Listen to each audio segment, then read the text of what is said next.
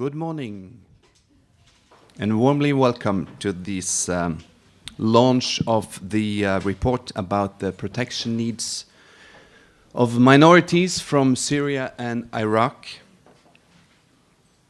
based on a survey conducted by Norwegian Church Aid and Lutheran World Federation among almost 4,000 respondents. And World Council of Churches, of course. Sorry, my mistake. It's too early, it's Monday morning. So the correct version is Norwegian Church Aid and World Council of Churches. Please note that this session is being streamed live on internet, so you all have to behave and be good for the next hour and a half. This project has been funded by the Norwegian MFA. We're so happy to have State Secretary Marit Berger Røsland with us, and also introduced by himself, Olav Fyksetveit, General Secretary of the World Council of Churches, and Anne Marie Helland, General Secretary of the Norwegian Church Aid. This 50 pages report gives us a dramatic description of the conditions the religious minorities are living under in the war-torn countries. And to give you a glimpse into the stories, we've chosen 3 of them, each representing a minority. Presented by Marianne Eidersten from the World Council of Churches, accompanied by Håvard Bjelland's photos. Please.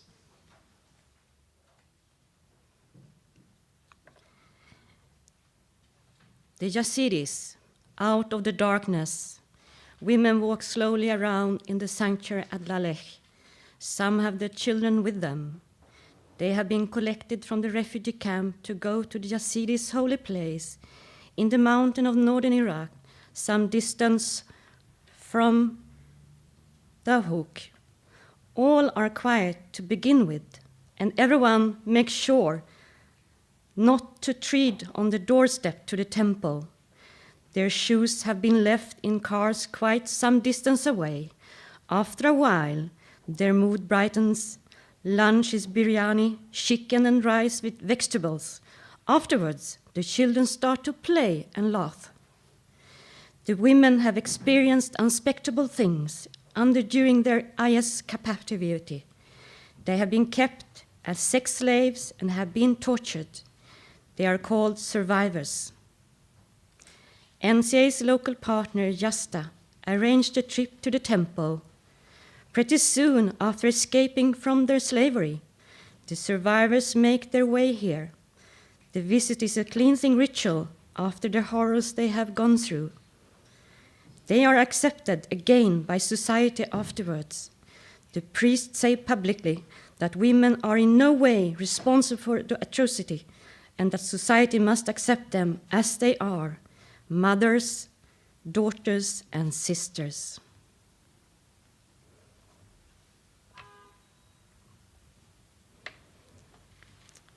The Christians, driven out. The so-called Islamic State attacked at 4 a.m. in the small village of Tel Hermes. Only men stayed behind to try to defend it. The elderly had also stayed behind. Now IS dragged everyone out in their pajamas. Of around 30 men, half were killed.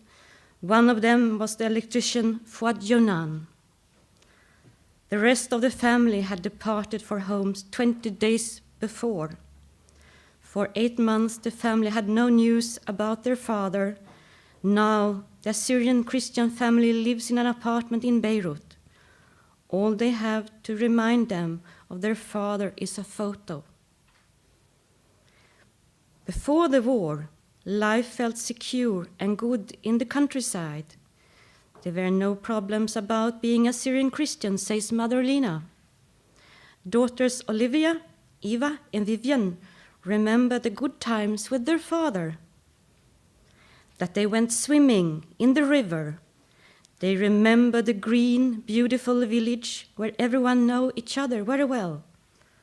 Olivia misses her friends from the Conservatory of Music where she studied. They were my happiest days, she says. Students came from all over Syria. Now they are all scattered. The family, which now consists only of women, is worried about the future. They have no problems in their neighborhood in Beirut. They attend church services every Sunday. The two oldest sisters work now again in the mini market. But their future is in Australia, where many from the Syrian community have traveled. Already an uncle and cousin, they already live in Melbourne.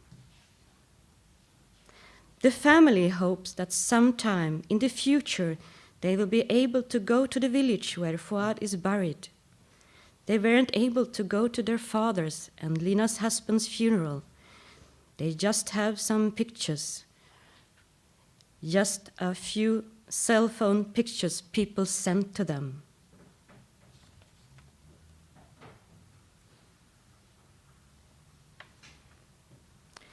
The Sunni Muslims, paralyzed by shock. Madeleine, 14, and her sister Sabrina, 16, are both paralyzed in their legs. They were paralyzed by shock. Something happened to their nervous system, says Father Mohammed. The family was caught in the crossfire in Dara in southern Syria. Son Loa, 3 years, was killed by a bomb. That's when they decided to flee. Bombs were constantly falling during their flight. On 27 August 2013, they arrived in Lebanon, and they now live in a camp at Bar Elias in the Bekaa Valley. They want to emigrate. The girls are traumatized, but we're getting no help here, says their father. We have peace and security, but no future here, says his wife, Rehab, 36. They attended asylum interviews for 4 months ago. Before the war, life was easy, says Madeleine. I love playing with my friends. I miss them. I miss running around with them. At present, Mohammed managed to carry Madeleine around, but 3 days ago, he received the result of tests carried out after he complained of stomach pains. He has cancer. He has cancer.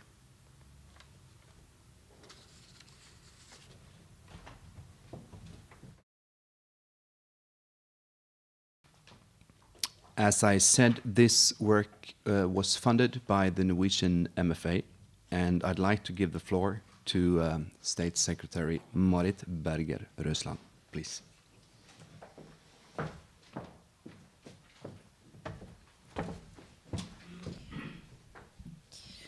Dear friends, I want to begin by thanking the Norwegian Church Aid and its partners, including the World Council of Churches, for your important contribution. The situation for vulnerable minorities in Syria and Iraq is a matter of great concern, and we need better understanding and knowledge of the situation. The first phase of the project has resulted in the report that you are presenting here today. I look forward to hearing the conclusions of your findings and the recommendation to us for the follow-up later. After close to 6 years of conflict in Syria, 13.5 million people are in need of humanitarian aid within the country, and over 6 million people are internally displaced. In Iraq, more than 10 million people need humanitarian assistance, and over 3 million are displaced within the country. And the UN projects that up to 700,000 additional displacements are as the result of the Mosul offensive that we see are happening these days. So the needs in both countries are, in other words, almost inconceivable. And we should remember that behind these numbers and behind these figures, there are stories and people, as we have seen very good illustrated in the beginning of this seminar. In response, Norway has increased its humanitarian aid to the Syrian crisis.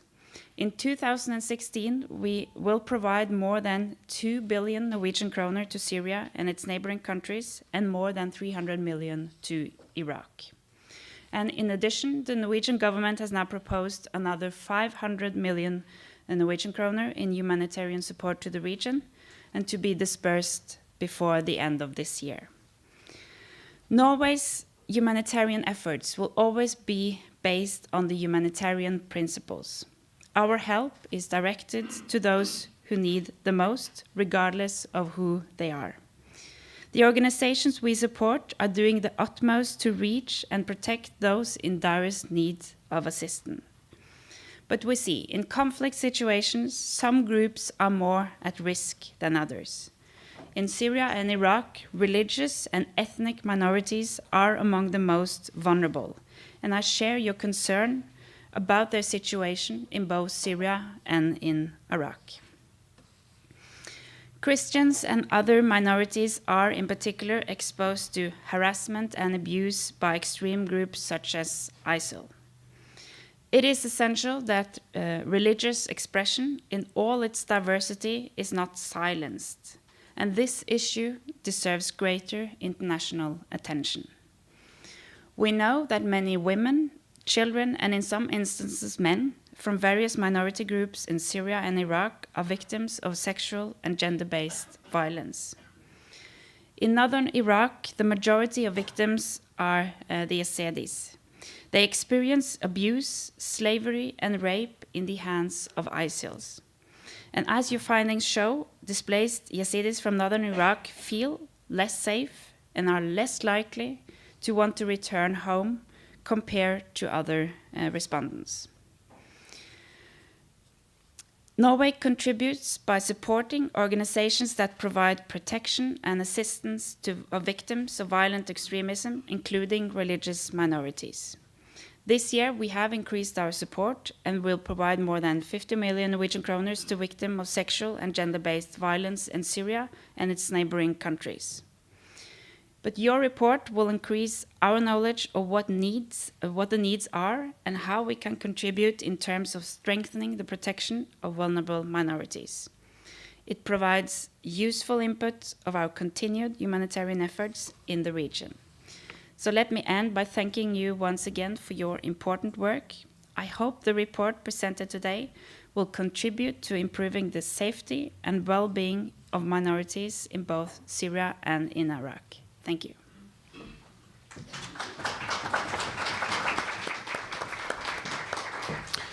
And thank you, State Secretary.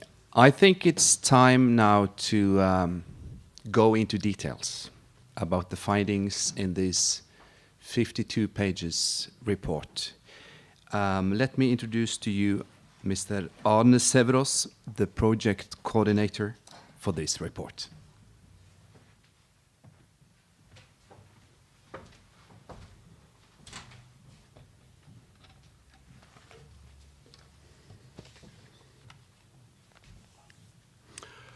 I'll not read up the whole report for you, but I'll try to give a fair presentation of the content.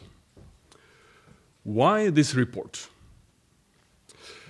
As the State Secretary very well presented for us, the whole populations in Syria and Iraq are affected by the crisis. It's the largest humanitarian crisis in the world today. We also see that different groups are affected in different ways. And among these groups, we see also that minorities are among the most vulnerable groups. The Ministry of Foreign Affairs, the World Council of Churches, the Norwegian Church Aid, in different ways have seen this and been taken by this concern. And we wanted to understand better why they are differently affected and what the consequences of this would be for the reactions and the way humanitarian support should be provided. So these three organizations cooperated, as said already, the funding from the Ministry of Foreign Affairs, and then the study has been conducted in cooperation between World Council of Churches and Norwegian Church Aid. This study is meant to complement already existing information about the crisis in Syria and Iraq. And we know that all the groups are affected.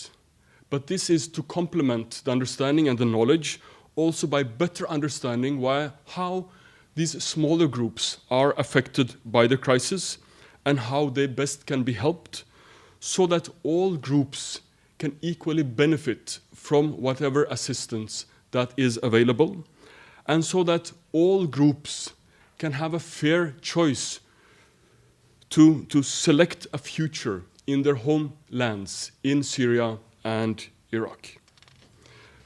This is why we have done this report. This is the Kabarto 1 and 2 camps. They are adjacent in just outside of Duhok in the Kurdistan region. It's about 27 inhabitants or IDPs living in this camp, and a majority here are Yazidis. And just for your information, all the pictures in this report have been taken by our eminent photographer, Håvard Bjelland.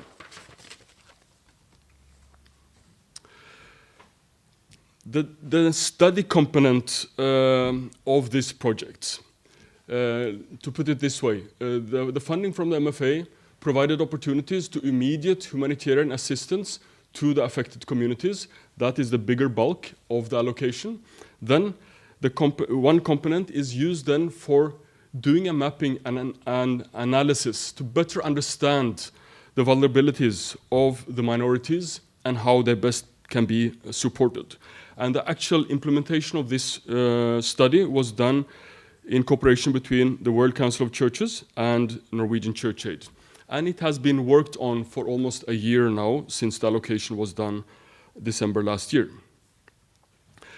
The study comprises of a desk study that was looking at already existing research and information available, as well as primary sources that we and also the consultant had available. 3 surveys were done in Lebanon, Syria, and Iraq. 44 focus group discussions were conducted in Turkey, Jordan, Lebanon, Syria, Iraq, and Norway, and a number of interviews with resource persons and experts.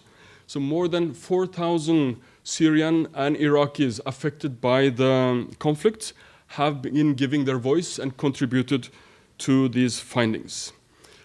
NCA and WCC has been leaning a lot also to local, national, and regional organizations in the information gathering process. In addition, we have had 2 expert papers, one looking at how conflict dynamics affects minority communities, and one on security for all, but also inclusive of the minorities. And lastly, but not least, we have had a quality assurance mechanism also, with a reference group of experts, researchers, who have been helping us to read drafts and giving feedback. Some of you are here today, particularly welcome to you. As well as a readers group, basically from people in World Council of Churches and NCA, who have been also reading and giving feedback. And then a number of workshops in the region where actually the affected communities themselves have been able to give us feedback, whether we have been on the right track or not. One issue that early came up was the whole concept of minorities. We are aware that this is a sensitive concept.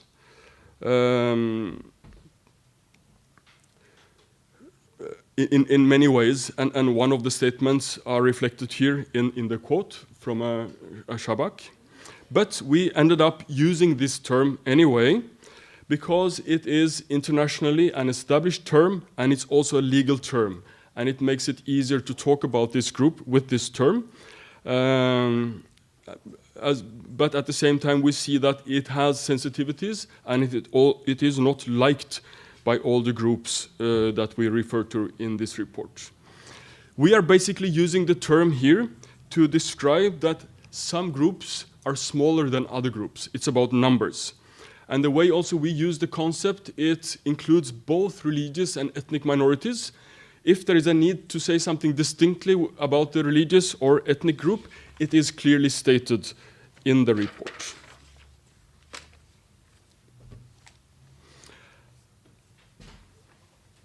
As the State Secretary said in her introduction, all the Syrians and Iraqis are affected. And it is a conflict that is difficult to describe because it is so terrible, it's so brutal, and it's so encompassing. I'll not go into more details on that. But in this whole complex conflict, we also have some groups that in a particular way have been affected. Out of about 500,000 Yazidis, more than 80% are displaced from their home places in Shingal and Bashika in 2014. Unknown numbers from this community have been killed, and a horrible enslavement of particularly women and girls have taken place. Still, more than 5,000 women and girls are unaccounted for. And in June 2016, the UN investigations concluded that the IS had committed genocide, crimes against humanity, war crimes against the Yazidis in Iraq and in Syria. In Al-Hasaka province in Syria, almost all the Christian communities, all the villages, mostly Assyrians, have had to flee their areas. Hundreds were kidnapped by IS, and several are still unaccounted for.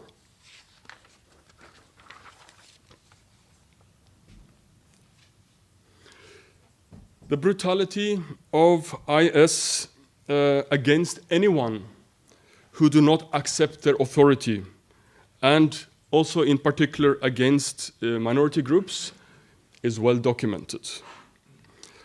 And IS itself caused a lot of the displacement that we are talking about today.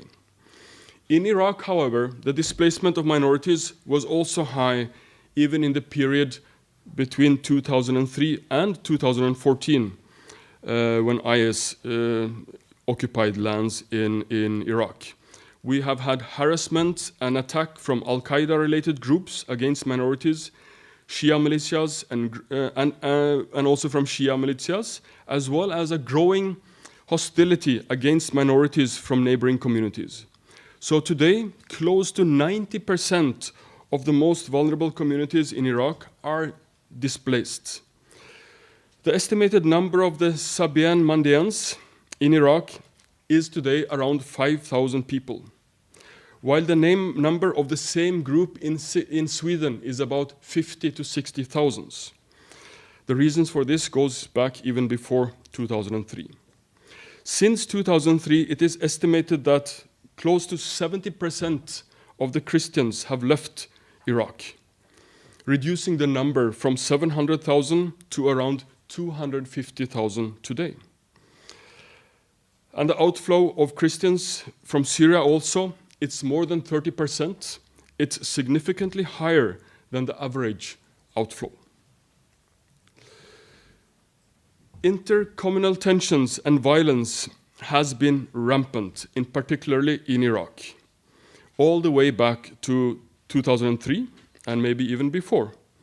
In our survey, people we interviewed who came from the Mosul area, 74% of these people said that they had faced threats and violence from the majority community even before the IS occupation in 2014, compared to maybe 25% on average in other areas. In Syria, the sectarian aspects have, according to many voices, escalated mostly since 2012, however, been there in a more subtle form before that. But it's still far less rampant in Syria than in Iraq.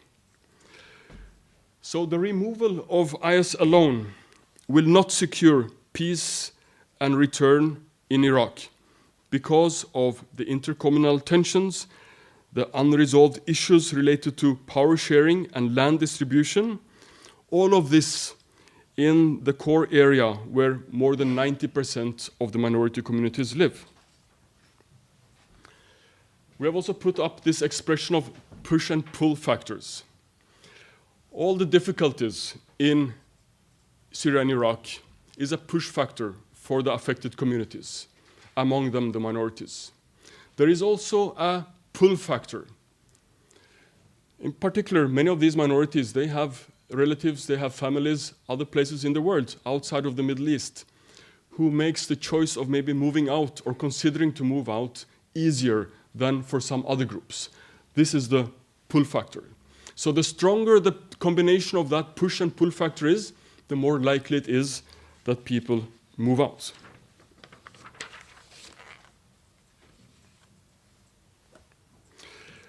One of the things that were mostly repeated when we did all our interviews was this concern about the intercommunal tension that all the minority groups refer to as a challenge.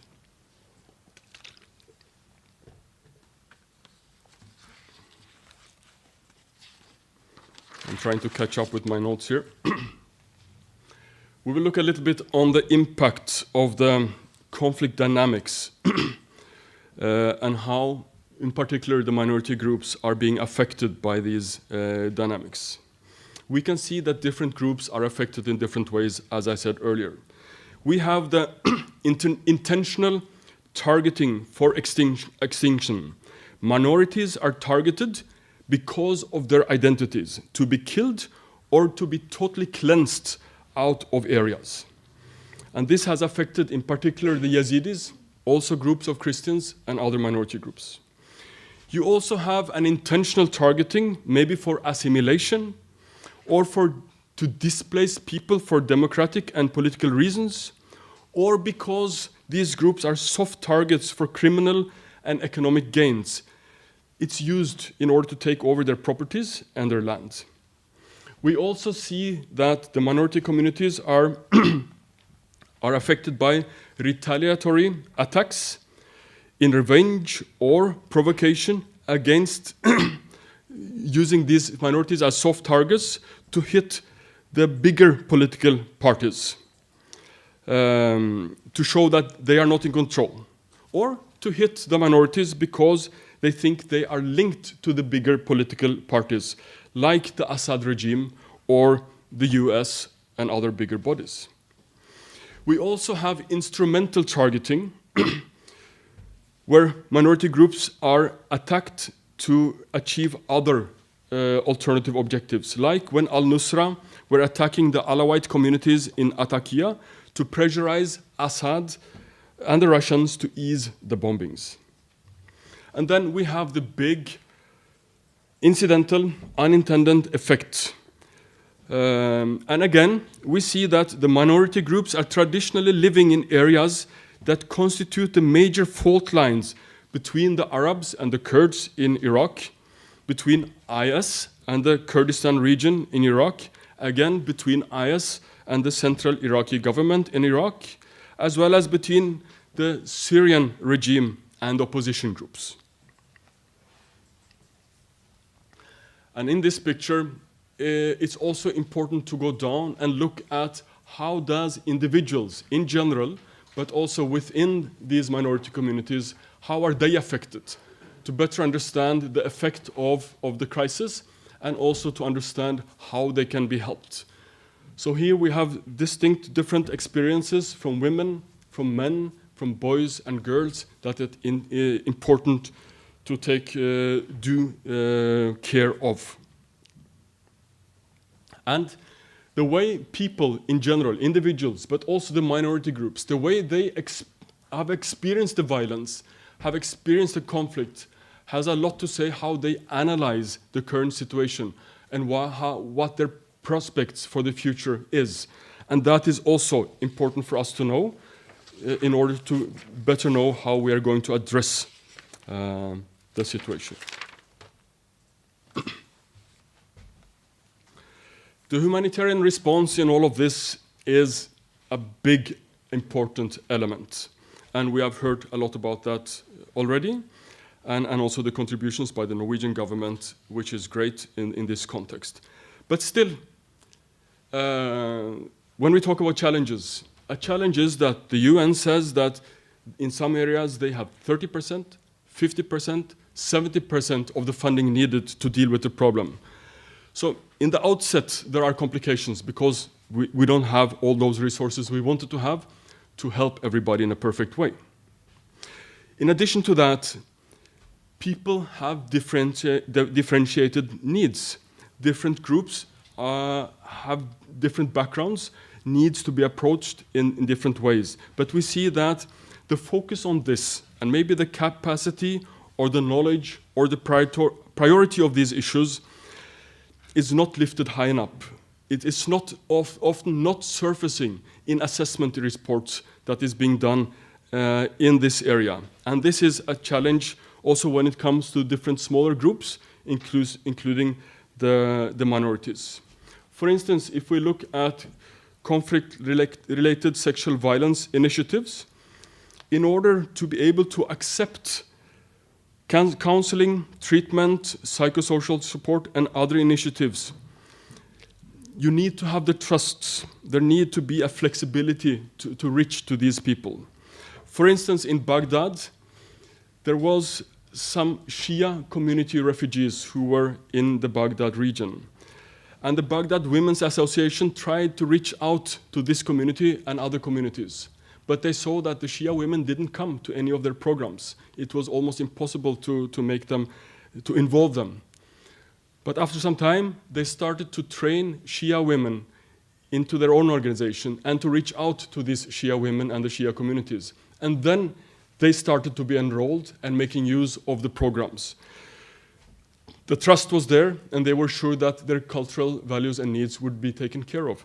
These kind of sensitivities needs to be understood and turned into practice. In a similar way, we have this whole issue of fear. We talked about the intercommunal tensions and the different ways groups have been attacked and affected. There has been a reluctance on many minorities of staying in refugee camps in general because they end up becoming the minority again, being afraid of the people living around them. And many of these smaller groups have been afraid of registering as a refugee or for assistance, not being sure of how that information is being used. So for the couple of first years in Lebanon, for instance, less than 1% of those who registered for assistance were from the minority communities. And for education, one of the things that was often mentioned is the language issue. Many of the groups do not understand the actual language that is education is provided in. So we also need to take into consideration these kind of things. And then we have the issue of aid prioritization. For instance, there are in some allocations said that you can only work and give food packages to families with more than 5 family members, not the smaller ones. Some of the minorities traditionally do not have so many children, so they fall outside of this. In other situations, you give the same package to all one family gets a package, in disregard if there are few numbers or more numbers. Many of the Yazidi families have more than 10 children, so this is also a challenge. And all of this contributes to some perception of discrimination in humanitarian assistance, which is a tough thing to deal with also. Some Christians have criticized church-based humanitarian organizations for not helping them enough. They are church-based. They should give more assistance. But the same church-based organizations operate according to the principles that also the State Secretary said here, based on needs. So they end up giving 80 to 90% of their assistance to other groups than the Christians. This is sometimes not well understood by the Christians. So there is a lot of need for information to deal with these issues. Then we have other limitations that there is an allocation, for instance, for people in Turkey or in Lebanon, you should only assist the Syrians. You should only assist the Iraqis. Then what about the host community? And then what about the other communities? So there is a lot of sensitivities that needs to be taken care of in how assistance is being provided. And this sense of real or perceived discrimination in assistance is also increasing the push factor for people who are affected.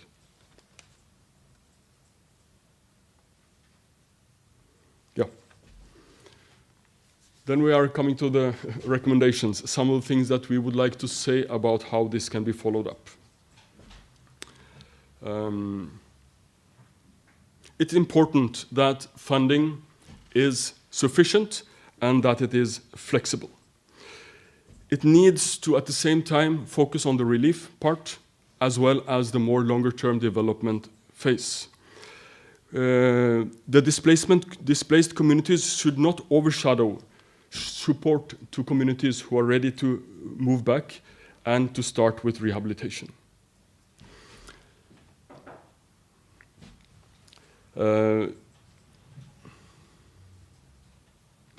And it's important that humanitarian assistance, as we have said earlier, is sensitive to the different groups' needs. And this is a big challenge for the implementing organizations that need to take this into consideration. And we think that in particular in Iraq, because of the grave situation for minorities, that the minority issues should be something that all the international organizations and local organizations consider when they plan their programs in order to reach out to all in a good way. Psychosocial support is an intervention that is greatly needed. It's only the tip of the iceberg that is happening today. Much more needs to be done on that particular issue, and it's important for the minority communities as well. And many people have said, use the local structures that also belong to the minority communities, because the trust is there, the access is there, and it also helps to legitimize the existence and the role of these minority communities in their countries. And then the whole issue of social cohesion programs, either standalone or integrated, is very important. It is about dealing with the relationship between the host community and the IDP and refugee communities, between the affected communities, and it is also linked to the whole relationship building between people, interaction, and when possible, reconciliation. And then we move into the more short and long-term recommendations. These are just samples of an even longer list in the report. Traditional justice needs to be linked to return issues. The international inquiry into genocide, war crimes, the human rights abuses, atrocities, all come in here. And in this particular context, in particularly Syria, that this issue of sexual violence cases it's important to prioritize them, and that they are done in ways where the victims also are comfortable with these processes. Return to home places is almost unthinkable without this thing being dealt with. You also need proper mechanism to deal with the redistribution of property, to avoid a continued dispossession of religious minorities, and also to avoid reallocation of land and property along only sectarian and ethnic lines. And there is a huge mistrust between affected communities and security forces. For instance, Peshmerga and the impression of the, for instance, related to Peshmerga, and the impression of the Yazidi communities south of Sinjar, and also the Christians on the Nineveh plain, where they felt that they were left unprotected by the Peshmerga when the IS attacked. So there is a need for a reform process here, where these perceived wrongdoings are being dealt with, and maybe where more people from the minority communities are integrated into the security mechanisms.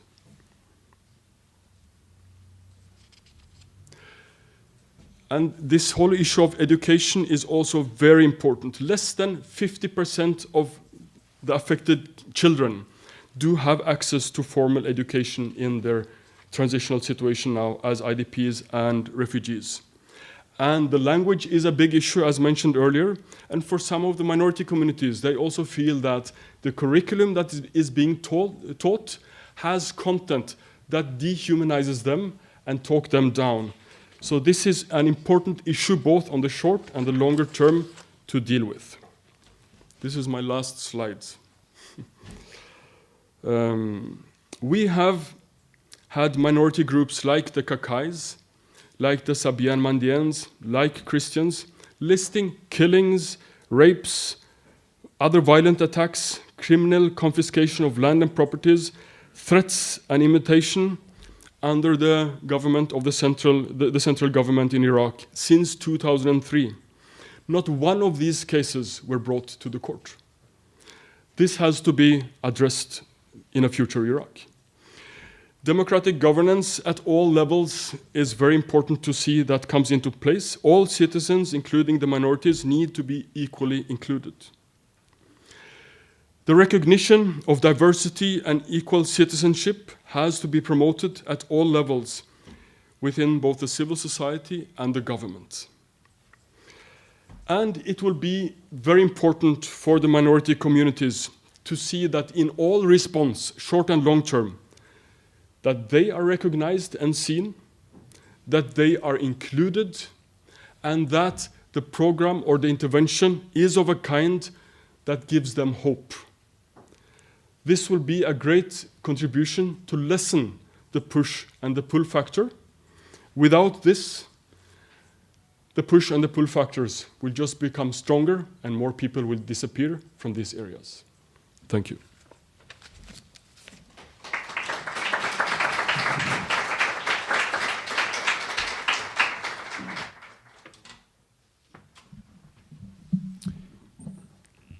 Thank you so much, Anna. I want to invite the Secretary General of the World Council of Churches, Olav Fykse-Tveit, to the podium to share with us his reflections on the findings.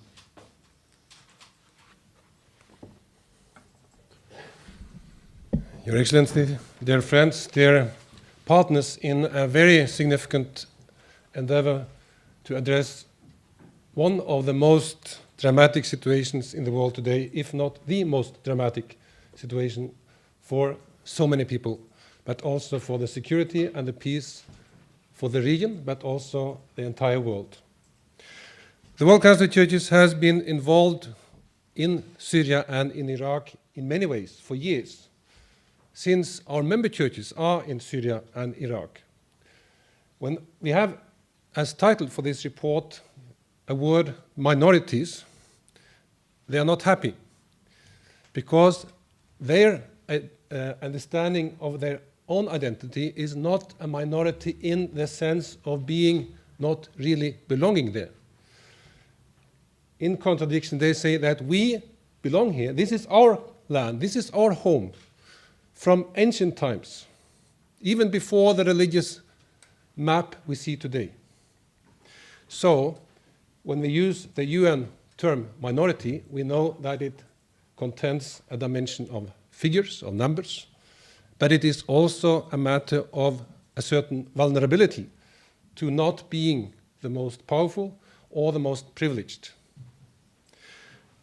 Still, in my presentation, I use the word communities more than minorities, also to express the reality that these are not only individuals, these are groups of people who have a common identity, and for the sake of this identity, which is often a combination of their ethnic and religious community identity, are at more risk, even more risk than all the others who are suffering these realities as we have them described in this report and in many other reports daily.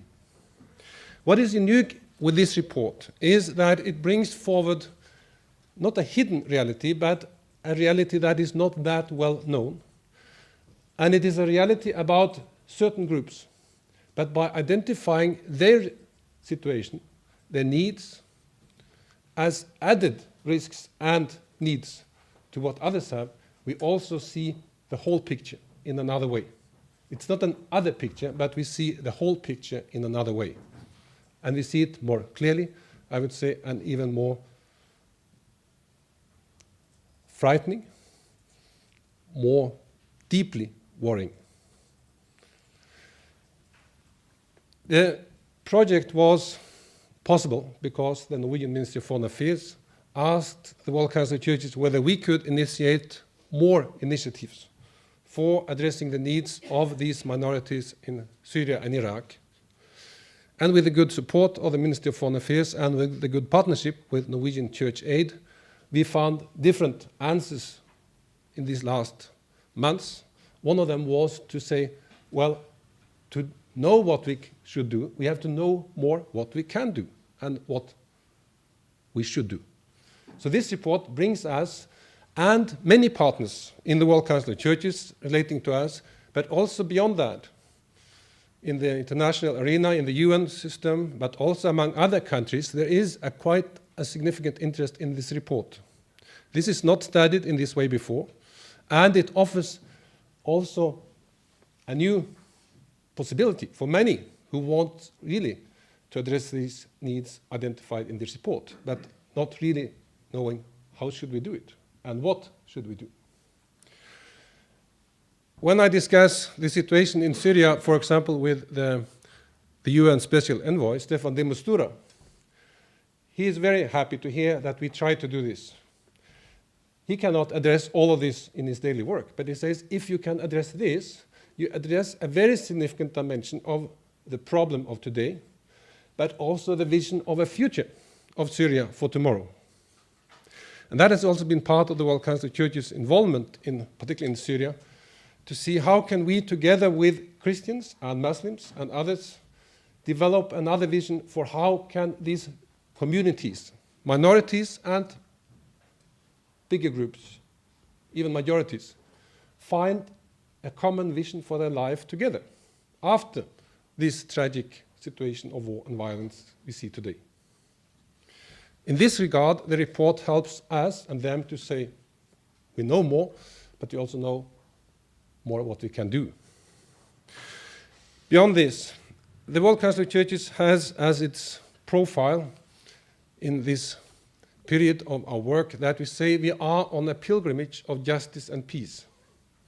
By that we say that we are a community of churches, of religious communities, of people of faith, who use the terminology of religious traditions, pilgrimage, to say that we are willing to be among those who are willing to go for a change, to change our own attitudes, to change our relationships, and to change the relationships and the realities for others. And we do that by focus on justice and peace. And I think when we read this report, we see that this is one of the most eclatant examples of that you cannot separate justice and peace. Whether you are a politician or a religious or any other who want to address this situation, it is about how justice is not there. We have, I think, a list of violations of human rights. All kinds of conventions of human rights are violated or ignored in this situation of conflict and war. And we see how also to build a future of peace, you have to build also a future of new dimensions of justice. And if not the minorities can experience justice, it will not be justice for all. Another dimension of the World Council of Churches work here has been actually going back far beyond the present situation of ISIS. In 2003, the World Council of Churches mobilized against the Iraq war, arguing particularly that this war would make those minorities we are talking about today being the first victims. Unfortunately, we have to say that we were more right than we like to know. But that is behind also this situation in Iraq today. It's not only the present situation of terror, it's also the most dividing effects of the Iraq war and the involvement of those geopolitical interests that we have seen in that war, but we also see today in many involvements, both in Syria and Iraq.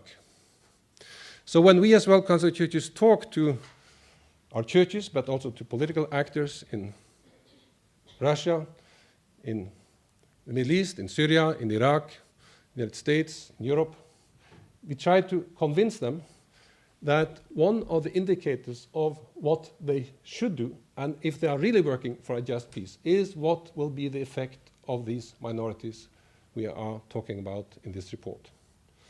There is a genuine interest to acknowledge that, but I think they also need to see that what is reality, but also that there is no quick fix to this. And that's my last point I would like to make before I will ask my colleague Peter Proof to say a bit more how we as the World Council of Churches can follow up this report. And that is that we as churches, we see that there is no way to solve the problems, for example, for the Christian minorities in an isolated way. They are totally depending on the total picture, on the war or the peace, or the justice or no justice, or a common future where people can live together in a mosaic of different identities, or not. But as churches, we also have to show the solidarity with those who are our own, without saying we do that and not do whatever we can for the well-being, for the human rights, for the peace of all. Peter, please. Peter is our Director for International Affairs and also been very much involved, particularly in developing the concept and also the progress of this report.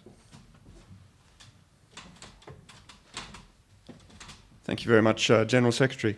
I think one of the very exciting opportunities that this report presents is that it prescribes a number of very specific, very actionable follow-ups, very specific issues to address very particular concerns. And one of the means by which the World Council of Churches hopes to immediately act upon those opportunities and on those issues is to take a high-level religious leaders delegation to Iraq in January next year, in order particularly to engage with Iraqi federal authorities and Kurdistan regional authorities with regard to those issues that this report identifies as being relevant to their action for securing the presence of diversity and stability in the societies of this region. And of course, the recent developments in northern Iraq make this a very timely intervention, I think. We will also be engaged very deeply through our existing UN relationships and points of access at the level of the Security Council delegations, at the Human Rights Commission, the Human Rights Council, with UNESCO and a number of other key partners in the UN system in order to address to them some of the action points that arise from this report. But we will also be relating very closely to the religious leaders, the churches, the other religious minority communities on whose behalf we seek to act out of this report. And that will take place certainly in the context of the high-level church leaders delegation to Iraq in January, but also in many other contexts where we are relating to religious leaders and communities from both Iraq and Syria. Because there are many things arising from this report that the affected communities themselves can address. And I think it's a responsibility that we seek to encourage them in and to support them in addressing. Thank you.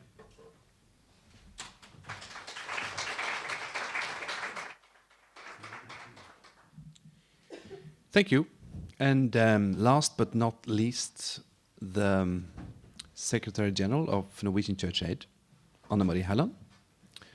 I'm sure she will be focusing on the need for adjusting the aid to the different needs on the ground, or something like that? Pretty much. Well, first of all, I would like to thank the World Council of Churches. As a specialized ministry, NCA is called a specialized ministry under the World Council of Churches because we work on behalf of the Norwegian churches out in the world.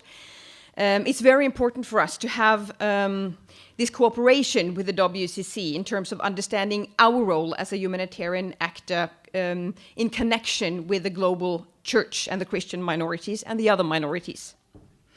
And I would also like to thank the Ministry of Foreign Affairs, of course, for taking the issue of minorities seriously in this, particularly in this region of the world.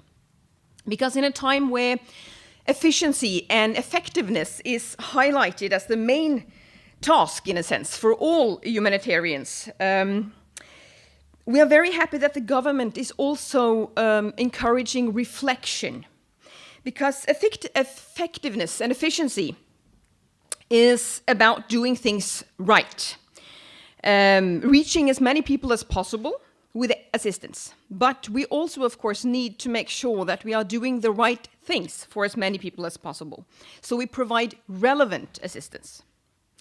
And this study clearly shows that one size does not fit all, neither in terms of humanitarian assistance. What works for the majority of people doesn't necessarily provide the best help and assistance for minorities.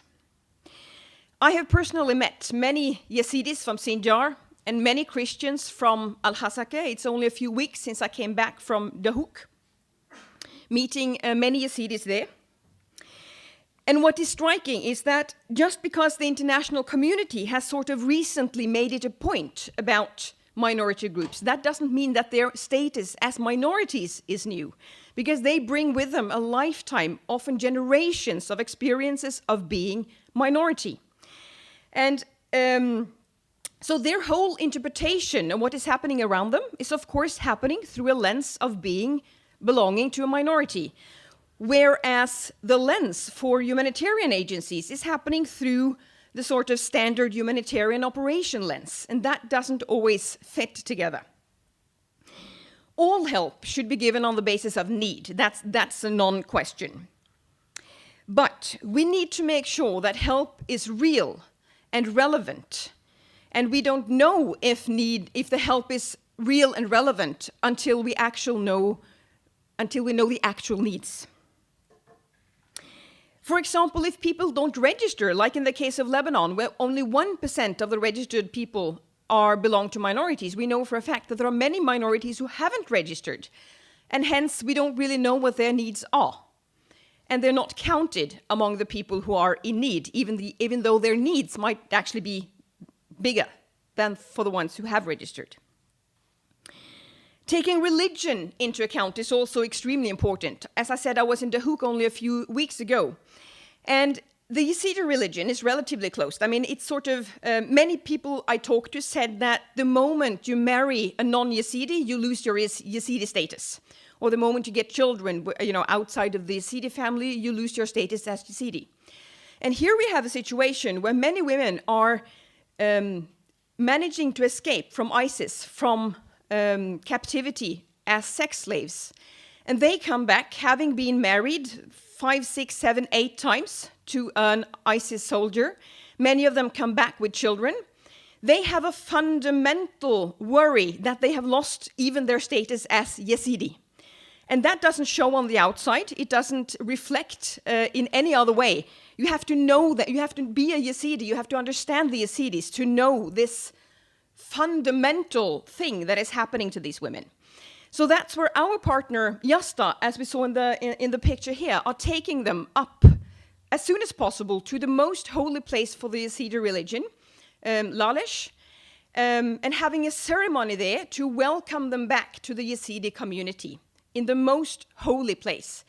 And this is a symbolic act, but it's of extreme value to these women to understand that they are welcomed back into this Yazidi religion. They are welcomed back into the life as they know it, in a sense, even though they are on the run.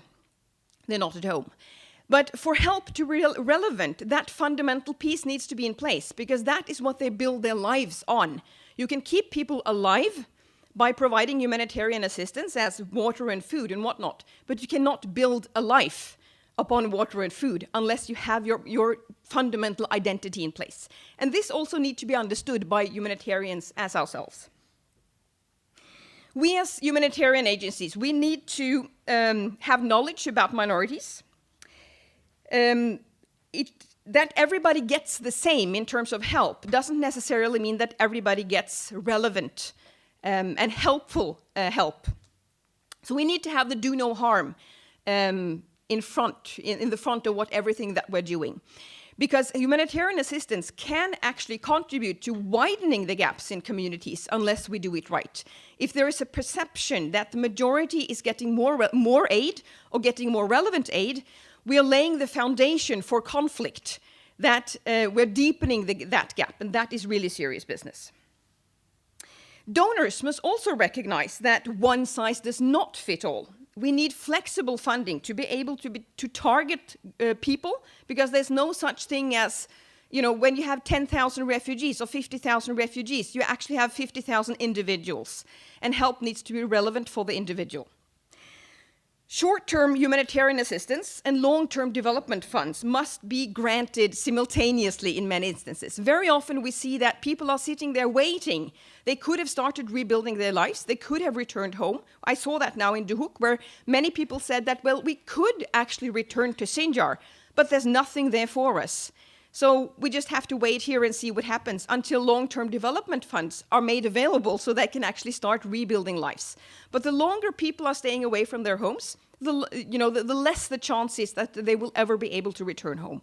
So you have to be able to think parallel, that acute humanitarian assistance must be there, but also as soon as possible be able to rebuild lives. And lastly, donors also need to recognize, we all need to recognize that short-term humanitarian assistance can be or should be cost efficient to reach as many people as possible. But for it to be relevant, that's a different story, and that might actually pull in different directions. Because if we want to target and give relevant help to a relatively small number of people, hence the minorities, that is actually more expensive, of course, than reaching the big numbers. And organizations like NCA, we are very often measured in terms of how many people we are reaching. It doesn't necessarily say that we're reaching them with quality and relevance. That's sort of something we try to measure, but the numbers is sort of screaming the loudest.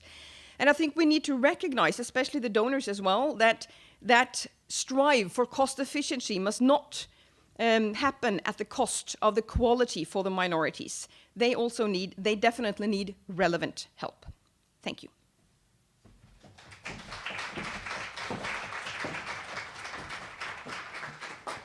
And thank you, Anne-Marie. Hopefully this report is a first step to provide people relevant help.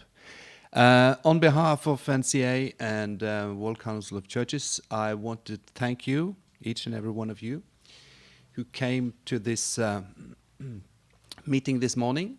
This session is now over. I'm sure the Secretary Generals and perhaps even the State Secretary have 5 minutes to share with those of you representatives for the media who have follow-ups on the follow-up of this report. Thank you so much and have a nice day.